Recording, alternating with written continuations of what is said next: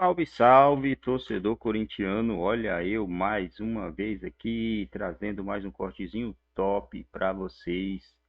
E você já pode chegar amacetando o dedo no like, né, galera? O seu like é muito importante pra gente.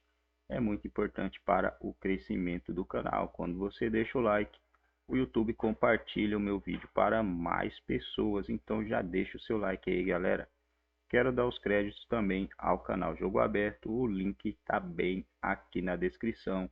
Timão venceu o Flamengo ontem por 1-0, né? Gol contra de Rodinei. Corinthians segundo colocado na competição no Campeonato Brasileiro, né, galera? E tem aí o Santos, né? Corinthians provavelmente vai enfrentar o Santos com um time bem mistão, já vaga encaminhada, então vai poder descansar aí seus jogadores para o próximo jogo do Brasileirão e assim tentar, né, reassumir a liderança do campeonato. Galera, vamos assistir esse cortezinho aí que esse tá top, hein, rapaziada. Aos 7 do segundo tempo e que acabou definindo o placar.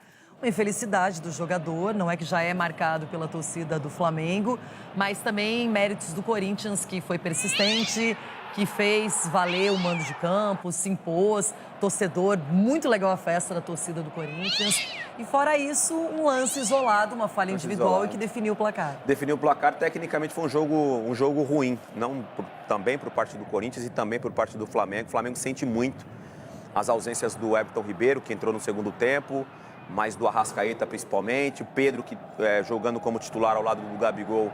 Esse time aí consegue fazer um estrago. Ontem, sem os principais jogadores, o Flamengo acho que achou um jogo normal, muito mais entrega do Corinthians e organização tática do Corinthians que propriamente tecnicamente um jogo vistoso. Essa defesa do Cássio para mim foi a mais importante da partida. O Rodinei com o Flamengo ele sempre tem que jogar bem.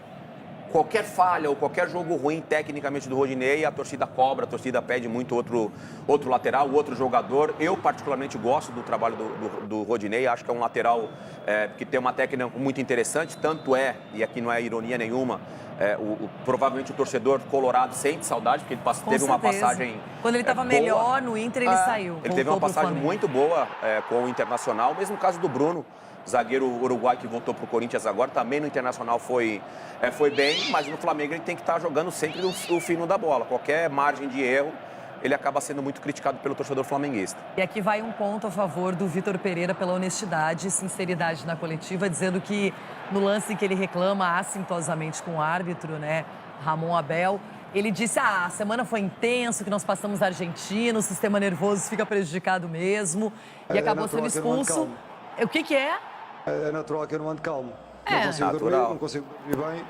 Hoje dormi muito mal. A gente entende, Aí fica Vitão. irritado, né? Agora, para você, esse pênalti deveria ter sido marcado? Não, né? Leirão, não achei não. Não achei que foi pênalti, não. Eu acho que até o Adson, ele acaba desistindo da jogada, porque você vê que diminui. Não sei se é o Pablo Maia que está chegando na sequência, ele fazer a cobertura, diminui, ou o João Gomes. Pode ver que ele diminui, né? O Ailton Lucas está na jogada, que faz teoricamente tenta cortar. Está chegando um outro jogador, eu acho que quando ele vê a chegada do outro jogador diminuindo o espaço e na cabeça do Adson, acho que ele não ia conseguir mais fazer nada, ou de repente até a finalizar, aí ele se deixa cair. Se joga. Agora, Denilson, interessante também que o melhor em campo foi eleito Cássio, que completou 600 jogos com a camisa do Corinthians. O nosso Ronaldão, companheiro aqui de trabalho, tem 602 jogos com a camisa do Corinthians. Então, o Cássio está passando logo o Ronaldo, dois grandes goleiros da história do Corinthians. E a gente vê que ele está passando de novo por uma bela fase na carreira. Superou aquelas confusões da internet com torcedores, ameaças à família. E o que ele fez na Argentina, defendendo pênaltis, foi muito celebrado. E a competência dele também nesse jogo contra o Flamengo, toda vez que foi exigido, esteve bem colocado, bem posicionado, fazendo defesas que levaram o placar a ficar no 1-0 e trouxeram essa vitória para o Corinthians. É muito pelo comportamento do Cássio. Você citou aí o jogo da La Bombonera, né, que ele foi importante também lá, enfim, boas defesas. Lembrando que no primeiro jogo na Neoquímica Arena, também com o Benedetto, ele fez duas boas defesas que poderia ter complicado a vida do Corinthians. E no jogo de ontem, aquela defesa no chute do Vitinho também, ele teve uma boa participação. Muito bem, a gente vai falar mais sobre a Caio Cássio, muito, mas muito vitorioso no Corinthians, uma história belíssima, tá quase ultrapassando o nosso Ronaldo Giovanelli em número de jogos pelo Corinthians, completou 600. Denilson, tem que ser celebrado, é um cara que vem se reinventando, é um cara que conquistou uma idolatria pelos próprios méritos. Altos e baixos, como todos os atletas passam num clube, né? A gente em algum momento falou, poxa, Cássio tá acima do peso, Cássio não está jogando bem, Cássio está falhando, depois ele volta, se recupera, emagrece. Hoje ele está num nível técnico muito interessante, né? Eu lembro que nas férias a gente falou do Cássio, eu tenho alguns amigos em Balneário Camboriú, onde o Cássio tem família. Nas férias ele estava treinando, ele estava se preparando para fazer uma temporada também interessante. A experiência vai te dando esse time, né, de como você se cuidar. Assim, são 600 jogos, brilhando, sendo protagonista de uma equipe que teve também a oscilação, conquistou muitos títulos importantes e não tenha dúvida que é um goleiro que marcou o nome na história do Corinthians. Então, parabéns para o Cássio por esse comportamento profissional que ele tem. E para arrematar, poucos goleiros na história do Brasil têm tanta perspicácia e tanta competência na hora do jogo decisivo, na decisão que para muitos, de repente, é aquela coisa do medo. Ele não, ele vai lá, encara e é protagonista. É um cara talhado para jogos grandes. É isso aí, tem personalidade, líder desse time, que ele continue brilhando aí com a camisa do Corinthians. Boa, Dedê, imagina o Ronaldo daqui a pouquinho, hein? Passa o gol, 19 minutos, ele marcava lá, 19 minutos. Ele tinha esse fichário. E aí ele começou a lançar isso aí no Facebook, lá em Boston. Aí apareceu um historiador aqui no Brasil, entendeu? Apareceu um historiador aqui, olhando no Facebook do João Bosco Tureta, e o cara lá em Boston. Copiando tudo. Aí eu não aguentei, né? E o cara pagando aqui no Brasil de historiador. Aí eu falei, Tureta, falei com ele antes dele falecer, falei, Tureta, tira suas coisas daí que tem um cara aqui no Brasil, lendo o seu Facebook e se passando por historiador. Ele parou de lançar as coisas lá, o historiador aqui parou de falar.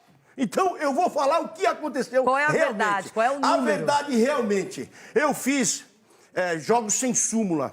Fiz, acho que, 270 jogos. Sem súmula. Porque na pré-temporada, todo ano, nós fazíamos numa base de 7 a 8 jogos. Mas eu não assinei a súmula. E esse jogo que estão computando, que o 602, foi contra o Corinthians Casual. Não teve súmula. Então, esse eu não vou computar. Entendeu? Olha... Eu fiz amistosos também. Fiz muitos amistosos com o Corinthians. Nós fizemos uma pré-temporada em Poços de Caldas. Nós jogamos com o time de Poços de Caldas lá profissional, na época, umas 4, 5 vezes. Esse eu não computei, não tinha súmula. Então a gente vai deixar em 601, segundo você, que é o próprio jogador. Teoricamente são 608. A minha soma. Vamos ficar no 600. Agora até voltaram aí falando que eu defendi 28 pênaltis. Meu Deus. 27. E eu parei de jogar, da avisa 27. 27. 28. Daqui a pouco vão colocar uns 3 é 30. Mas Tá. eu já parei. Então, segundo palavras do próprio Ronaldo Giovanelli, eu gosto de você, Rona. Eu Ainda sei... bem, né? Por isso que eu tô aqui 10 anos, né, menina? Não só por isso que você é bom no que faz também, porque né? se fosse o Charlie, eu já tava na Kátia. Ô, Rona! Deixa. Então, para aí. Então, 601 jogos, segundo a sua conta e da fonte que você tem e confia. Na quarta-feira, na Copa do Brasil, contra o Santos, o Cássio vai empatar com você. Iguala. Com 35 anos, o gigante iguala esse feito enorme. E não será só o maior goleiro da história do Corinthians, ele será o maior jogador da história do Corinthians. Já é pra mim. Pelo feito, pelos títulos e o que ele representou. Deixa eu fazer uma pergunta aí. para você. Assim, eu acho que essa é uma discussão bem ampla e a gente talvez até tenha algum dia. Quando, por exemplo, você considera o maior jogador da história de um clube, primeiro eu acho que você tem que ter visto, você tem que ter sentido aquela carreira, acompanhado. Não é só história, não é só ler nos livros, isso é importante. A história é algo fundamental para a gente, para ter noção de todos os tempos, da evolução de tudo. Mas, por exemplo, assim, eu nunca questiono se um tem um ídolo, se o outro tem um ídolo. Acho que é uma coisa muito particular, não é? O maior ídolo para mim, para o outro. É uma coisa muito pessoal, é muito subjetivo e é interpretativo também.